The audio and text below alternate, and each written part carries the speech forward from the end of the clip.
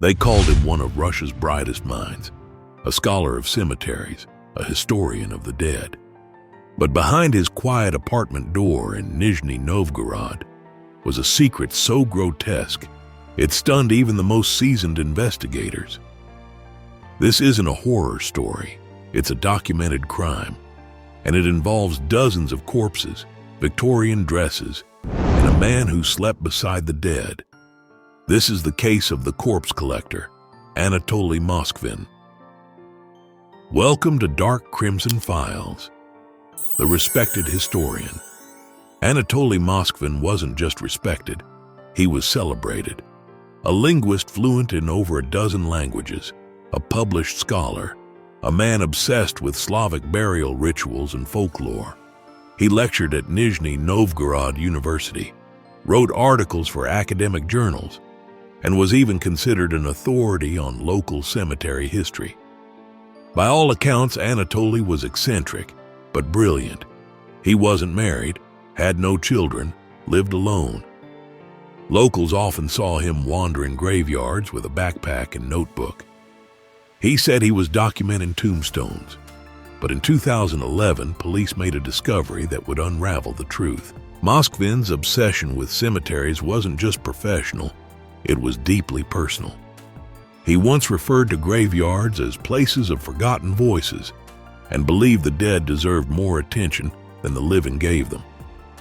As a child, he reportedly spent his free time cleaning neglected gravestones, recording names in notebooks, and tracing the lineage of those who had long since been forgotten. Locals found his behavior odd, but not threatening. In Russia, where folk traditions and superstitions still run deep, his interests were seen more as eccentricity than red flags. He even collaborated with regional officials on documenting cemetery maps, earning grants and recognition for his thorough research. What few knew was that Moskvin's fascination had evolved, from documentation to something darker. The graveyards he visited were no longer just archives, they became hunting grounds. The discovery. Authorities were investigating a string of grave desecrations when they received a tip that led them to Moskvin's apartment. What they found inside would make international headlines. 26 mummified corpses of young girls, dressed in lace, embroidered dresses, and tights, were seated around his apartment. Some were propped on couches, others sat in chairs. A few were arranged in bizarre mock tea parties. Their hands were gloved, faces painted. One had a music box embedded in her chest. To neighbors, it smelled like decay. To Anatoly, these were not corpses. He called them his dolls. Police initially expected to find vandalized artifacts or perhaps stolen headstones. What greeted them was a perverse tableau. Walls lined with shelves of books on mythology, occult rituals, and embalming techniques, all surrounded by the preserved bodies of young girls posed like lifelike figurines. The flat was cluttered but carefully arranged. Each corpse was positioned with a deliberate tenderness, as if part of an elaborate stage production. Some dolls had makeup applied, others held small trinkets, wind-up toys, plush animals, porcelain figurines. Investigators noted that some bodies had been in the apartment for over a decade. The level of preservation, given Moskvin's rudimentary tools, was both disturbing and oddly impressive. He kept logs on decomposition, dates of exhumation, and restoration attempts, indicating a methodical pattern. This wasn't chaos, it was a project, a purpose. Anatoly's logic. Moskvin didn't deny it. In fact, he welcomed the attention. He told police he had exhumed the bodies himself, mostly from neglected graves. All were girls between the ages of 3 and 15. He claimed he never violated them sexually. Instead, he said he was rescuing them from neglect. In interviews, he stated, "I studied up on the ancient Druids. They slept on graves to communicate with spirits." He said he wanted to save the souls of these girls, to give them life again. He believed they spoke to him. He even celebrated their birthdays. To preserve the bodies, he wrapped them in stockings, filled their cavities with rags, and used wax to recreate eyes. He documented each girl meticulously. Each had a name, a story, a role in his family. It wasn't until police opened the corpses that they realized many had death certificates tucked inside their clothing. To Anatoly, he wasn't desecrating graves, he was rescuing forgotten children. In his journals, which were filled with cryptic entries and detailed illustrations, he wrote about liberating souls and giving them a second chance at life, even if that life existed only in his mind. He claimed that birthdays were sacred rituals, that each celebration renewed a spiritual connection. Neighbors later reported hearing music and laughter from his apartment, unaware it came from recorded tapes Moskvin played during his family gatherings. The girls had unique roles.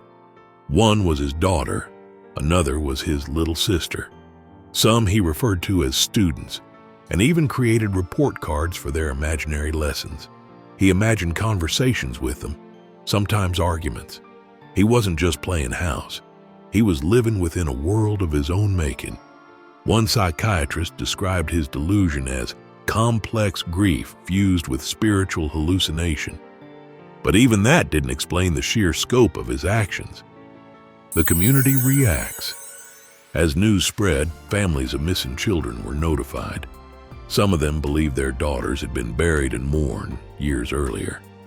Now they were finding out their child had been dug up, dressed up, and kept in a stranger's apartment.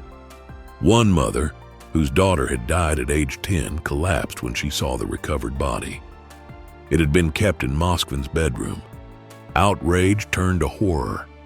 The question everyone asked was simple: how did no one notice? Moskvin's parents, who occasionally stayed at the apartment, claimed they thought the dolls were just large handmade figures, souvenirs from his cemetery research. Even some friends admitted they thought his obsession was weird but harmless. It wasn't. News cameras swarmed the neighborhood. Headlines read like horror novels. Historian of death found living among corpses. The city of Nizhny Novgorod became synonymous with morbid curiosity overnight. Families were devastated. They demanded answers. How could such an elaborate operation go unnoticed for so long? How did someone visit grave after grave, dig, exhume, transport, without anyone intervening? Some parents, already wounded by the loss of a child, now faced the unthinkable: that their daughters had never truly been allowed to rest. The local Orthodox Church condemned Moskvin's actions as sacrilegious. Candlelight vigils were held in cemeteries across the region. People reburied their children under concrete slabs, installing surveillance cameras at some grave sites. Trust had been shattered, not just in Anatoly, but in the system that failed to catch him. The trial and aftermath. In court, Moskvin showed no remorse. He said he was waiting for science to bring them back, that one day his girls would wake up. He was declared legally insane and unfit to stand trial, sentenced to a psychiatric hospital indefinitely. As of this episode's release, Anatoly Moskvin remains institutionalized. He occasionally gives interviews, describing his actions not as evil, but loving. Authorities believe there may have been more bodies, but nothing else has been found. Russia has since passed stricter cemetery security laws, but no one has forgotten the images: a respected academic, dozens of violated graves, and a house filled with what he called family. The court proceedings felt surreal.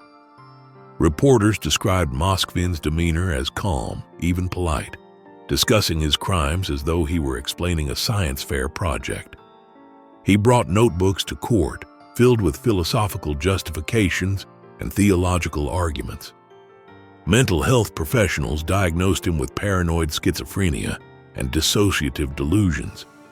Some argued he was more than insane, that he had engineered a belief system to mask his true intent. Others believed he truly saw himself as a caretaker, not a criminal.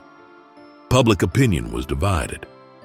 Some wanted the maximum penalty, others accepted the insanity ruling with grim resignation.